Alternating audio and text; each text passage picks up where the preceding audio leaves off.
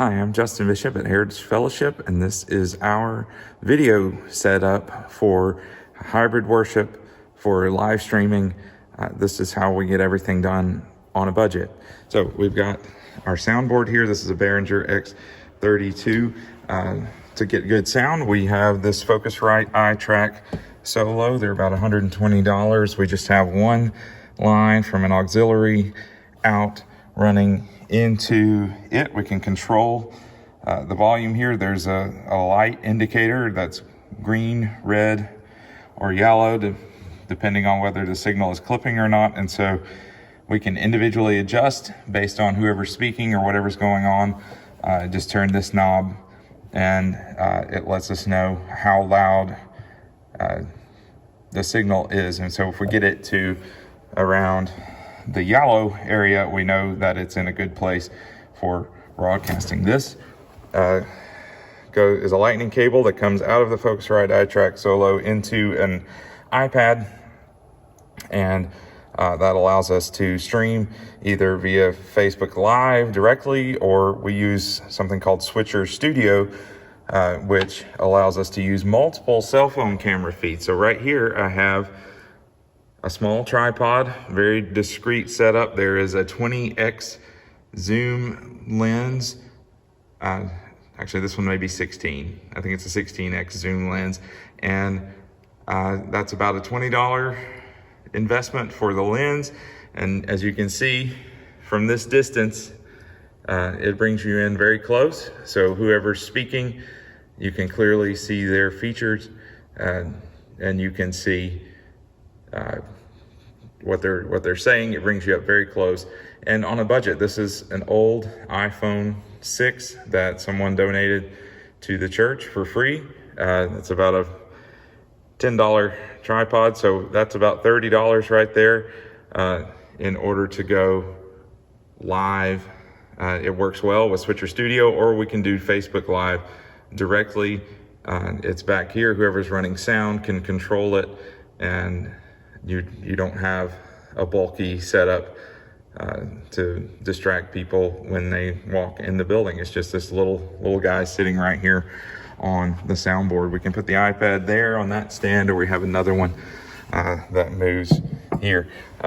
We do have two video screens, 75-inch TVs that were installed on wing walls up at the front of our sanctuary, and that's run by this iMac. There is, this is a little more expensive, but there is an infrared here for the remote control, where I can control both TVs at once. If we have ProPresenter as our software that allows us to cast to both TVs there. With running Switcher Studio on an iPad, you can have the same video loaded onto the iPad that you have on the computer.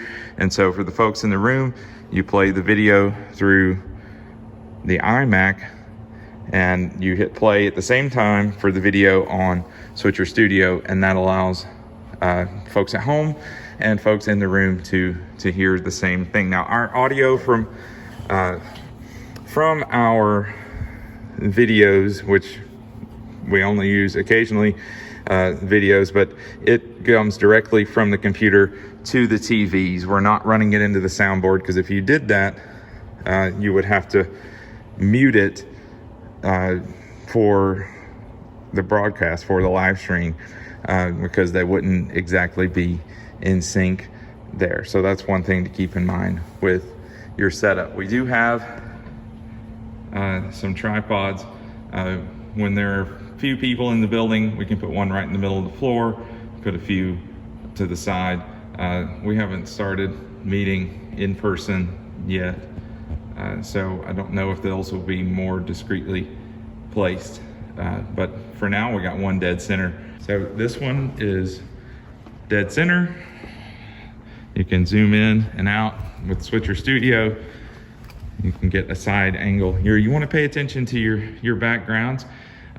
It's possible, see, I can get a really good shot if I have my speaker right there and I have a banner in the background, that's a good shot. If you don't want to mix and match those things, if at all possible, you can frame your shot really well.